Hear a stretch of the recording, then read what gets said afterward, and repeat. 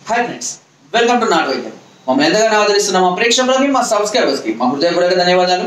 ఈరోజు మనం చాలా మంది స్త్రీలకు కూడా స్తన్య వృద్ధి అనేది చాలా తక్కువగా ఉంటుంది. అంటే వాళ్ళ యొక్క వక్షజాలు అనేది చాలా చిన్నగా ఉండడం, చూడడానికి కూడా వాళ్ళు చాలా ఇబ్బందిగా ఫీల్ అవుతుంటారు. అందరికీ ఇలా ఉంది, నాకేమో ఇలా ఉంది. ఎందుకంటే మనము ప్రాక్టికల్ గా ఆలోచించినట్లయితే ప్రతి మగవాడిని ఆకర్షించడానికి వాటి యొక్క పాత్ర అనేది చాలా అధికంగానే ఉంటుందని చెప్పుకోవచ్చు. సో ముఖ్యంగా పెళ్లి కాని స్త్రీలలో దీని యొక్క పాత్ర అధికంగా ఉంటుంది. ఈ వక్షజాలు చిన్నగా ఉంటే కొంతమందికి ఏమవుతుందంటే పిల్లలు పుట్టాక పాలు అధికంగా వృద్ధి అవ్వడానికి కూడా చాలా ఇబ్బంది పడుతుంటారు.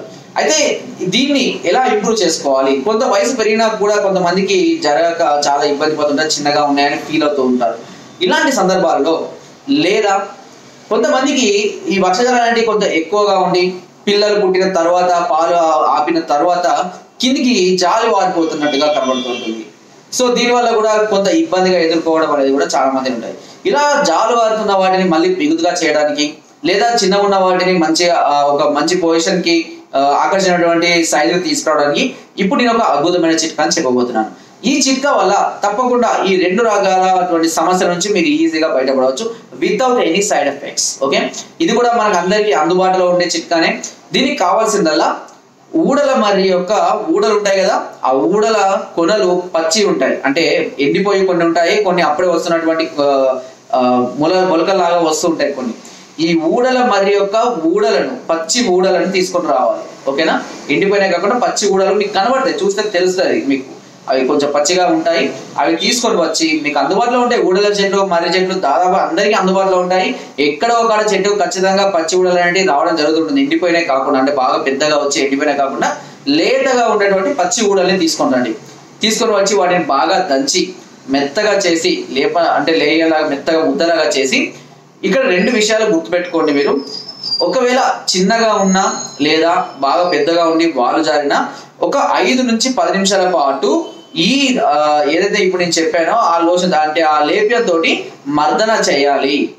మర్దన చేసిన తర్వాత మామూలుగా అంటే చిన్న సైజులో ఉన్న వాళ్ళైతే మామూలుగా మీరు పెట్టుకోలే ఏదైనా ఏ విధమైన డ్రెస్ అయినా వేసుకోవచ్చు, దానివల్ల ఇబ్బంది ఉండదు. జాలు వారుతున్న వాళ్ళు జాలు వారకుండా ఇలా అంటే దీన్ని అలాగే పెట్టేసిన తర్వాత వక్షజాల మీద ఈ లేప్యాన్ని అలాగే పెట్టిన తర్వాత మసాజ్ చేసి పెట్టిన తర్వాత టైట్ గా ఉన్నటువంటి దుస్తుల్ని జారిపోకుండా మీన్స్ లో దుస్తులు బ్రాల్ లాంటివి కొంచెం టైట్ గా వేసుకొని అలాగే ఉంచుకోవాల్సి ఉంటుంది కొద్ది రోజులు. సో ఖరాబ్ అవుతాయని ఉతకడం కష్టం అవుతుందని మాత్రం నెగ్లెక్ట్ చేయొద్దు. అలా చేయడం వల్ల ఖచ్చితంగా ఈ జాలు వాడుతున్నటువంటి ఈ వక్షజాలు అనేవి తిరిగి మళ్ళీ యథాస్థానానికి రావడం అనేది జరుగుతుంది, మంచి ఆకర్షణీయంగా కూడా తయారవడం జరుగుతుంది. అంతేకాకుండా చిన్న సైజుగా ఉన్న వాళ్ళకు కూడా మంచి ఆకర్షణీయమైనటువంటి సైజుకు తిరిగి రావడం అని కూడా జరుగుతుంది.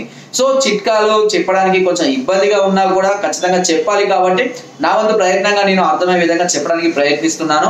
ఎందుకంటే ఇలాంటి వినడానికి కొంత ఇబ్బందిగా ఉన్నా చెప్పడానికి ఇబ్బందిగా ఉన్నా చెప్పి తీరాలి కాబట్టి అది మా ప్రొఫెషన్ కాబట్టి చెప్పడం జరుగుతుంది. ఈ రెండు సమస్యలు కూడా నేను చెప్పింది క్లియర్ గా మీకు అర్థమైందని అనుకుంటున్నాను. ఒకవేళ అర్థం కాకపోయినా మరే సమస్యతో మీరు బాధపడుతున్నా మాకు పైన స్క్రోల్ అవుతున్న నెంబర్స్ కి ఫోన్ ద్వారా కానివ్వండి, వాట్సాప్ ద్వారా కానివ్వండి, కింద డిస్క్రిప్షన్ అడ్రస్ కి కూడా నేరుగా మమ్మల్ని సంప్రదించి మీ అన్ని రకాల సమస్యలకు పరిష్కారాన్ని కూడా పొందవచ్చు. కొంతమంది స్త్రీలు మాకు ఫోన్ చేసి చెప్పుకోవడానికి కూడా ఇబ్బంది పడతారు, రావడానికి కూడా చాలా ఇబ్బంది పడుతుంటారు. కానీ తప్పని పరిస్థితుల్లో మీ సమస్యలు అనేవి మాకు షేర్ చేసుకుంటే మేము ఒక మంచి సదుద్దేశంతో ఒక డాక్టర్ గా మీ సమస్యను అర్థం చేసుకొని దానికి కావాల్సిన సొల్యూషన్ కూడా మేము అందిస్తాము. చాలా మంది అడుగుతారు, ఏదైనా లేడీ డాక్టర్ ఉన్నారా సార్ సమస్య చెప్పుకుంటే? ప్రస్తుతానికి అయితే అందుబాటులో అయితే లేరు. సో కాబట్టి ఇలాంటి సమస్యలు ఉన్నప్పుడు చెప్పడానికి ప్రయత్నం చేయండి, లేదా మీకు తెలిసిన మీ భర్తలతో కానీ లేదంటే మీ ఫాదర్స్తో కానీ చెప్పే ప్రయత్నము చేయించండి. లేదా అది కూడా వీలుగానట్లయితే మీ సమస్య ఏంటి అనేది వాట్సాప్ ద్వారా మీరు మాకు తెలియజేసినా కూడా దీనికి చక్కటి సొల్యూషన్ మేము అందిస్తాము. సో ఫ్రెండ్స్, నా వీడియో కనుక మీకు నచ్చినట్లయితే ఒక లైక్, ఒక షేర్ చేయండి. మరిన్ని వీడియోస్ కోసం సబ్స్క్రైబ్ అవుతారు మర్చిపోకండి. మీ అమూల్యమైన సలహాలు సూచనలు నాకు కామెంట్ ద్వారా తప్పకుండా తెలియజేయండి. Thank you.